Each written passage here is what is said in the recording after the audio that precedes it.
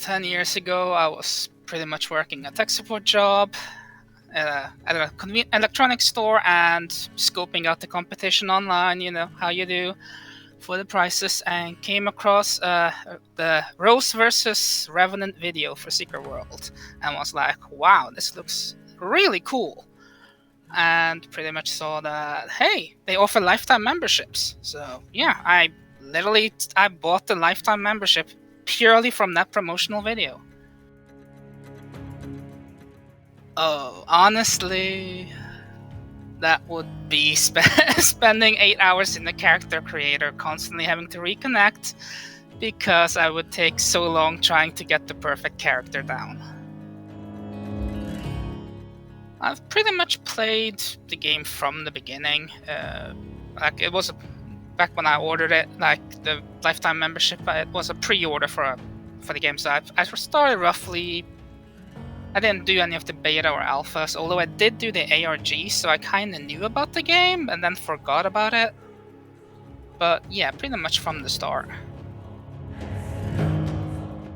Oh, definitely the atmosphere. I just loved the atmosphere of the game and the missions, the stories. It was just so catching and involving. It was so fun to do, and you had so many different things that you could do.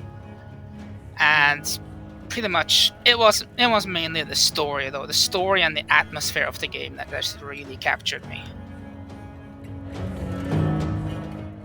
Quite honestly, mainly the game optimizations, since that was pretty poor even back in the day, and generally also the character customization. It was a bit limited in what it could do, so you didn't have that many options. Without a doubt, the Dreaming Prison. Ever since the first time I saw it after finishing the Blue Mountain and just seeing the vast area with the machines, it was just so interesting. And then when I finally managed to get through the Carpathian Fangs with my main character, I just really, really enjoyed the area so much that I started playing my alts and mainly playing those for the storyline. And then when I got tired or just wanted to relax, I would log onto my main, which I had left in the Dreaming Prison, and just sit there for sometimes hours just listening to the humming of the Gaia engines. I found it really enjoyable. Dragon or Phoenicians, pretty much hands down. I just liked how they worked and how they function in the game and their stories. You didn't get that much with the Phoenicians, but they were still quite interesting. And of course, also the Orochi. They're just so nice for bad guys, even if they do bumble around sometimes. Actually, I was a little bit odd in that. My favorite weapon is the blade, because it was just so versatile and you could do anything. And I kind of got it into my head that I should try clearing the game using only a single weapon, because people kept telling me it was bad to do so. And so I was like, yeah, I'll show you.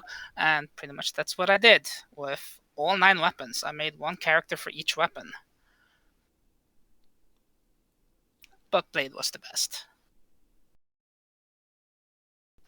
The nursery, or pretty much the entire chain there, it was just.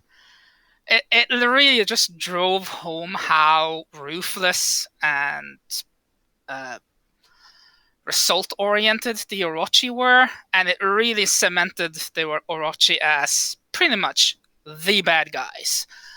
Like, sure, other factions and even your own factions were horrible people, but I mean, the Orochi were pretty bad. And even back in the day, that quest line stirred up a lot of controversy, even on the forums, which just honestly made it better for me. Honestly, I don't really have one. I really enjoyed the quests there. I mean, sure, it was annoying when they bugged, but I mean, it was just enjoyable. Like, you had your action missions, you had your side missions, and investigation missions. And even though some of those investigation missions took me literally days to solve, I'm looking at you, Kingsmith Code, it was enjoyable. It was nice actually working for something.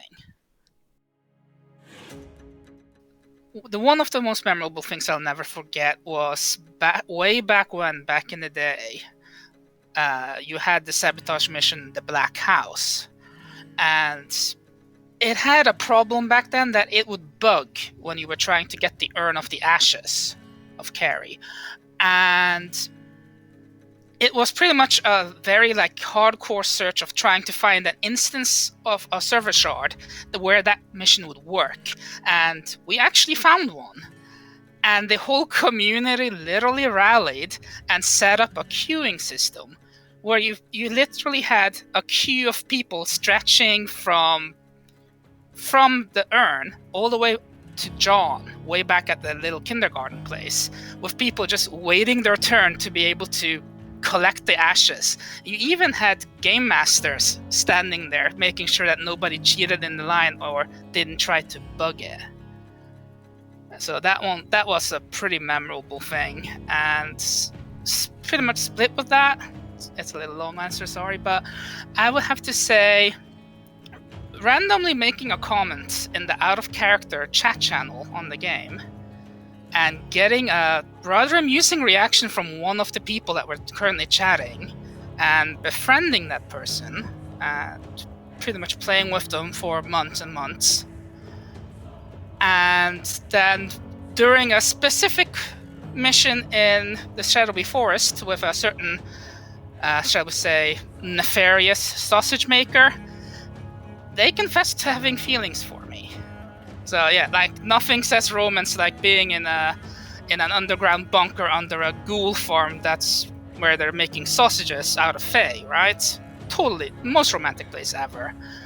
And pretty much going on to dating online for about a year and then meeting up in real life and just clicking, and we're coming up on 7 years of marriage.